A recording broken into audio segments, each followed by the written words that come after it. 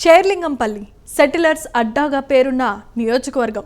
అంతేకాదు తెలుగుదేశం జనసేన బలం అధికంగా ఉన్న నియోజకవర్గం కూడా.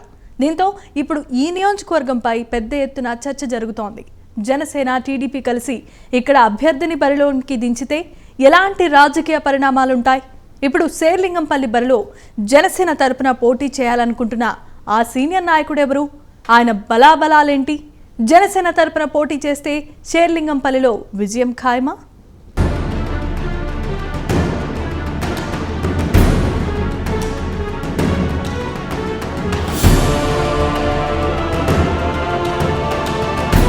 శేరిలింగంపల్లి రాజకీయం రసవత్తరంగా మారింది. అక్కడ పోటీ చేసేందుకు ఆయా పార్టీల అభ్యర్థులు తహతహలాడుతున్నారు. అయితే సెటిలర్స్ ఎక్కువగా ఉండే నియోజకవర్గం కావడంతో తెలుగుదేశం జనసేన కలిసి అభ్యర్థిని నిలబెడితే గెలుపు ఖాయమన్న అంచనాలు వెలువడుతున్నాయి.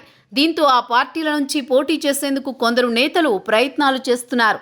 వారిలో సీనియర్ మెగా అభిమాని సమ్మెట ప్రసాద్ వేగంగా పావులు కదుపుతున్నట్టు తెలుస్తోంది. తొలితరం మెగాస్టార్ అభిమాని కావడం, అదేవిధంగా చిరంజీవితో ఉన్న సాన్నిహిత్యం, ఇంకోవైపు హైదరాబాద్ నగర వ్యాప్తంగా ఫాలోయింగ్ ఉండడం, కాపు సామాజిక వర్గంలో పలుకుబడి తదితర అంశాలు సమ్మెట ప్రసాద్కు అనుకూలంగా మారే అవకాశాలున్నాయన్న టాక్ రాజకీయ వర్గాల్లో వినిపిస్తోంది.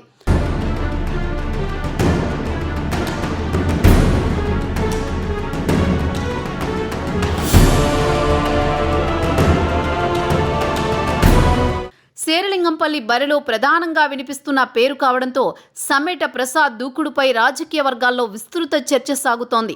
గృహలక్ష్మి ఇన్ఫ్రా, సమ్మెట ఇన్ఫ్రా అధినేత సమ్మెట ప్రసాద్కు శేరిలింగంపల్లి ప్రజల్లో గుర్తింపు ఉంది. సామాన్య కుటుంబం నుంచి వచ్చి అసామాన్య స్థాయికి ఎదిగారాయన.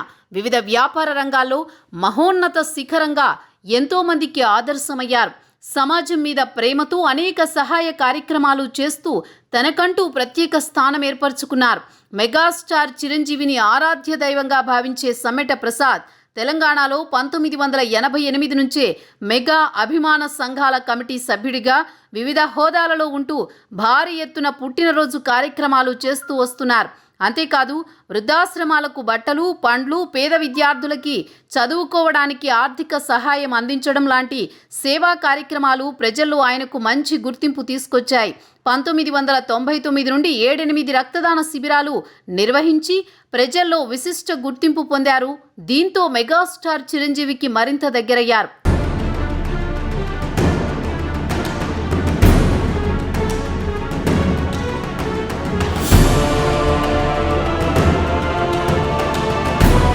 అక్కడితో ఆగిపోకుండా రాజకీయంగా ప్రజలకి మరింత సేవ చేయవచ్చు అనే ఆలోచనతో 1990లో రాజకీయ రంగ ప్రవేశం చేసిన సమ్మెట ప్రసాద్ కూకట్పల్లి యూత్ కాంగ్రెస్ కన్వీనర్గా బాధ్యతలు చేపట్టారు. పదవికి వన్నె తెచ్చిన సమ్మెట ప్రసాద్ని చూసి కాంగ్రెస్ అగ్రనాయకత్వం 2000 సంవత్సరంలో అప్పటి ఉమ్మడి రంగారెడ్డి జిల్లాకు జాయింట్ సెక్రటరీగా నియమించడం జరిగింది. అప్పట్లో పీజీఆర్తో కలిసి ఖైరతాబాద్ నియోజకవర్గ వ్యాప్తంగా పర్యటించి పలుకుబడి సంపాదించారు. ఆ తర్వాత 2009లో మెగాస్టార్ చిరంజీవి స్థాపించిన ప్రజారాజ్యం పార్టీలోకి వెళ్లి చాలా బలంగా పనిచేశారు. ఆ టైంలో నియోజకవర్గాల పునర్విభజనతో ఖైరతాబాద్ నుంచి విడివడిన శేరిలింగంపల్లిలో చాలా బలంగా పనిచేసిన ఏకైక నాయకుడు సమ్మెట ప్రసాదే. శేరిలింగంపల్లి ప్రజారాజ్యం ఇన్ఛార్జిగా ఆ పార్టీ విలీనం వరకు కొనసాగారు. అయితే తాజాగా జనసేన పార్టీ తెలంగాణలో పోటీ చేస్తున్న తరుణంలో శేరిలింగంపల్లి నుంచి సమ్మెట ప్రసాద్ పేరు ప్రముఖంగా తెర మీదకు వస్తోంది. అందరినీ కలుపుకుని పోయే వ్యక్తి అని, ప్రజలకి 24 గంటలు అందుబాటులో ఉండే నిస్వార్థ సేవకుడు సమ్మెట ప్రసాద్కి అసెంబ్లీ టికెట్ ఇవ్వాలని వివిధ వర్గాల నుండి ప్రపోజల్స్ వెళ్తున్నట్టు తెలుస్తోంది. జనసేన అధిష్టానం కూడా అందుకు సుముఖంగా ఉన్నట్లు వార్తలు వస్తున్నాయి. అయితే ఏపీలో లాగే తెలంగాణలో కూడా జనసేన టీడీపీ కలిసి పోటీ చేస్తే సమీకరణాలు ఏ విధంగా మారుతాయన్నది తేలాల్సి ఉంది. శేరిలింగంపల్లి టికెట్ జనసేనకు దక్కడం ఖాయమని, అక్కడి నుంచి సమ్మెట ప్రసాద్ బరిలో ఉంటారన్న వాదన జనసేన వర్గాల్లో వ్యక్తమవుతోంది. అదే నిజమైతే తెలుగుదేశం మద్దతుతో సమ్మెట ప్రసాద్ బంపర్ మెజారిటీతో గెలుపొందడం ఖాయమన్న విశ్లేషణలు సైతం పరిశీలకుల నోట వినిపిస్తున్నాయి.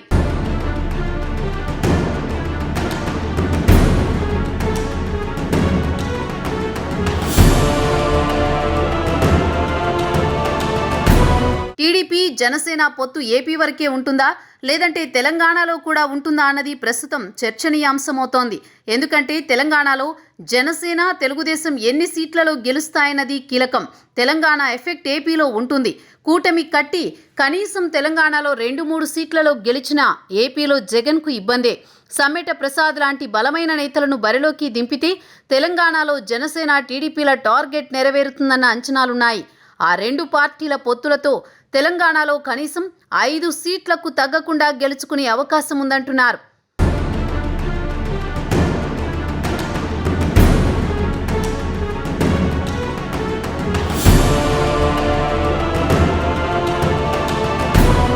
తెలంగాణ అసెంబ్లీ బరిలో కూడా ఉంటామని జనసేనాని ప్రకటించారు. ఈ మేరకు 32 స్థానాల్లో పోటీ చేయనున్నట్లు జాబితా కూడా విడుదల చేశారు. దీంతో జనసేన టీడీపీలకి తెలంగాణ అసెంబ్లీ ఎన్నికల రూపంలో తొలి పరీక్ష ఎదురు కాబోతోంది. జనసేనకు పవన్ కళ్యాణ్ చరిష్మా దోహదపడుతుంది. ఏపీలో కంటే తెలంగాణలో సేనానికి అభిమానులు ఎక్కువ. టీడీపీ కూడా కలిసి పోటీ చేస్తే ఖచ్చితంగా ఈ కూటమి తెలంగాణలో సెటిలర్ ఓట్లను చీల్చడం ఖాయం. అంతేకాదు కొన్ని నియోజకవర్గాల్లో గెలుపు జెండా ఎగురవేసినా ఆశ్చర్యపోనక్కర్లేదు. ఆ 2 పార్టీలు కలిసి పోటీ చేస్తే అధికార బీఆర్ఎస్ ఓట్లు చీలడం ఖాయం. ఇక టీడీపీ జనసేన కూటమి హైదరాబాద్, ఖమ్మం, నల్గొండ జిల్లాల్లో కొన్ని స్థానాలు గెలిచే అవకాశం ఉంటుంది. శేరిలింగంపల్లి లాంటి కొన్ని నియోజకవర్గాల్లో జనసేన ఎఫెక్ట్ కొట్టొచ్చినట్లు కనిపిస్తోంది.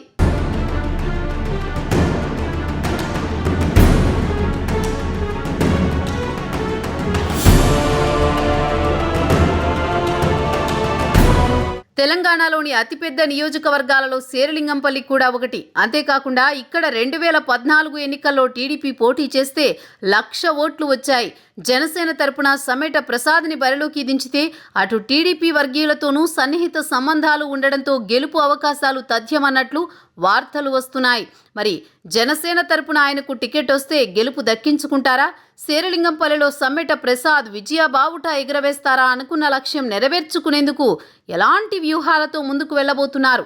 ఈ విషయాలన్నిటికీ కాలమే సమాధానం చెప్పాలి.